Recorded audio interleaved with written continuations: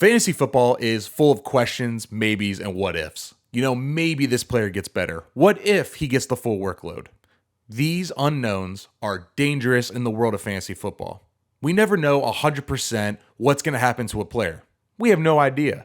But there are some players that we can predict a lot better than other players. So today, I'm going to talk about a few players who I really trust for fantasy football in 2023.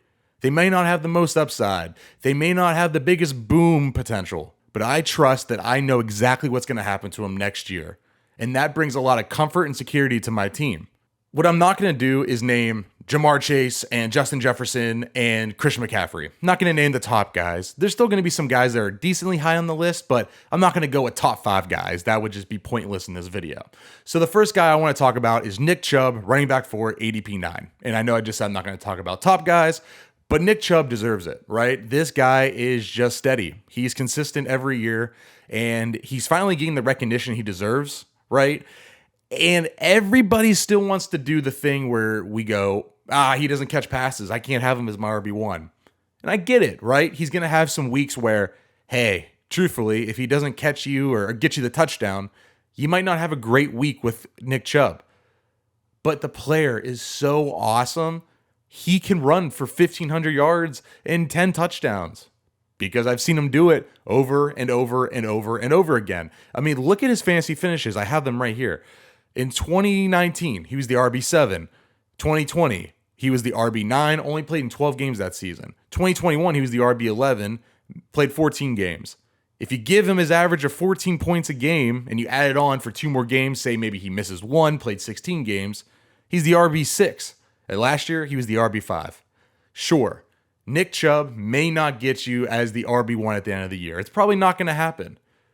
But is it worth taking maybe, Bijan Robinson, who's really up in the air on a bad team, who's never played an NFL snap? Derrick Henry, who plays on what seems to be not a really great team and is hitting kind of the age 30, where we go, dangerous. Josh Jacobs doesn't even have a contract. Jonathan Taylor has a mystery back injury. All these things are starting to pile up around me where I go, all right, maybe Nick Chubb doesn't have league winning upside, but at least I know that if he plays, he's going to finish as a top 5 back. So with that, I just go, hey, I'm taking all the risk out of it. I've been doing a lot of mock drafts where I have the 11th pick in one of my leagues, so I've been practicing, and I always get him at pick 11. ADP has him at 9. I always get him at pick 11. So if I can get Nick Chubb at pick 11 or even on the turn on the way back, that's a guaranteed slap it down on the table, put the sticker on the board. I'm taking Nick Chubb there. Easy. I trust the guy more than any player in fantasy football right now, and I'm just going to take that and run with it. The next guy I want to talk about is Garrett Wilson, wide receiver 10, ADP 20. Now, I know this might seem insane coming from just a sophomore player on the Jets, nonetheless, with a lot of moving parts going on there. What's going on with Breece Hall? Is Dalvin Cook going to sign there? Is Aaron Rodgers washed, right? A lot of factors make you kind of want to say, why would I trust this guy? And I just have this underlying faith in Aaron Rodgers and Garrett Wilson's talent. I mean, last year as a rookie, 83 catches, 1,100 yards, 4 touchdowns with Zach Wilson, Joe Flacco, Mike White. Why can't he do that again? So the way I'm looking at it is, best case scenario, he puts up monster numbers with Aaron Rodgers, who loves to hone in on one target, who has his old offensive coordinator back with Nathaniel Hackett back in his Green Bay days. Why can't he be the Devontae Adams of that offense? I think that's easy. But why I also trust him is, if Aaron Rodgers ends up being washed or maybe gets injured, I just saw Garrett Wilson have a pretty solid season last year with guys who were pretty much zeros at the quarterback position, right? Not even starters in the league. So I think any way you swing it, Garrett Wilson seems pretty locked in of just being solid. Sure, if Aaron Rodgers gets hurt or if he really falls off a cliff and he sucks, yeah, I'm not going to love that I took Garrett Wilson as the 10th receiver off the board, my second round pick, if he's going to finish as maybe wide receiver 20 or something, but at least he didn't bust for you and finish the season with 800 yards. I think he can easily go over 1,000 and catch 80 to 100 balls, somewhere in that range, with or without Rodgers. And with Rodgers, I think the upside is crazy. So either way you swing it, I just think Garrett Wilson is talented in a really good situation where I think the upside is through the roof. So I trust him kind of no matter what. Now let's talk about a guy in T. Higgins, wide receiver 13, ADP 26 off the board. Now this one is different than the rest. I don't know if the upside's really there with T. Higgins, but the thing I'm getting is super consistency at the end of the year. At the end of the year, you know T. Higgins is going to finish with, 75 catches, 1,000 yards, 6-7 touchdowns. And the reason I know that is because that's all he's done in his NFL career. In the past 3 seasons, you ready? 108 targets, 110 targets, 109 targets, 67 catches, 74 catches, 74 catches, 908 yards, just under 1,100 yards, and just over 1,000 yards, 6, and 7 touchdowns. The guy's flat out consistent. You're not going to get a ton of upside, and you're going to get some rocky weeks because, simply put, Jamar Chase is there. But you're going to get big games as well. Last year, T. Higgins had 6 for 71, 1 touchdown, 7 for 124, 1 touchdown, 9 for 148, 7 for 114, 1 touchdown, 8 for 128 and a touchdown. So you go, cool, man. You had 6 games where you definitely finished as a wide receiver 1 or even pretty much near the top.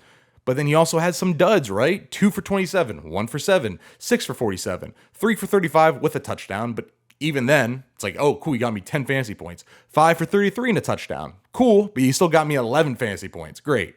If you want a player that you know is in a good situation with Joe Burrow and that Cincinnati offense loves to throw, but the upside probably isn't there, but you just need a solid wide receiver too who's going to provide you with some boom weeks and, is just going to solidify himself as, hey, he's going to finish with 1,000 to 1,100 yards, 70 catches, and probably 6 to 8 touchdowns, then T. Higgins is your guy. I've just seen him do it over and over and over again. And the last guy I want to talk about is someone that you're just going to want to click off the video. But stay around. Don't leave. Deontay Johnson as the ADP 69 wide receiver 32, right? This guy finished 2 years ago as a top 13, 14 receiver in PPR leagues, is really talented. But last year was a disaster, right? But wasn't that bad. At the end of the day, sure, he finished with 0 touchdowns, which is insane. I know that. But out of any player who's ever gotten 100 targets in a season, I believe he's the only one that finished with 0 touchdowns ever. That's insane. And he finished 8th in the NFL. Think about that. 8th with 147, I believe, 147 targets last year. I mean, come on. 8th in the NFL in targets. How can we believe that this guy, who since his rookie year has had 144, 167, 146 targets, has never caught less than 86 passes in a season, and had his last 2 years, before last year, so the 2 before that, with 7 and 8 touchdowns? How do we expect this guy to go out and get 0 touchdowns again? I think that's insane. Going as the wide receiver 32 makes me go, yeah, man, I'm just going to trust this guy. I think he's really talented. I think he's better than George Pickens. I think he's a way more complete receiver. George Pickens can make highlight catches, but Deontay Johnson can do really a lot of things on the field anywhere. The big downside is Kenny Pickett, but dude, I just go back to saying, hey, I've seen Ben Roethlisberger be pretty bad and get Deontay Johnson 1,100 yards and 8 touchdowns and 100 catches. So why can't Kenny Pickett in year 2 do the same thing? And either way you swing it, if the guy's going to get 150 targets, that's a valuable asset. He's not going to finish with 0 touchdowns again. It's basically impossible. He shouldn't have done it last year. So for me, I'm going to trust Deontay Johnson, especially him going at wide receiver 32, ADP 69. He's not going until your 5th or 6th round. I think that's a smash this year. All right, and those are 4 players that I just trust in 2023. If you liked the video, leave a like down below and subscribe to the channel for plenty of content coming over the summer. I say that all the time. We're in August. Right now it's August 1st. So we are a few weeks away from draft season. If you're just getting back into the swing of things, like the video, subscribe to the channel, stick around, as I have plenty of content, or catch up on my old videos. All right, thanks for watching, and I'll see you guys next time.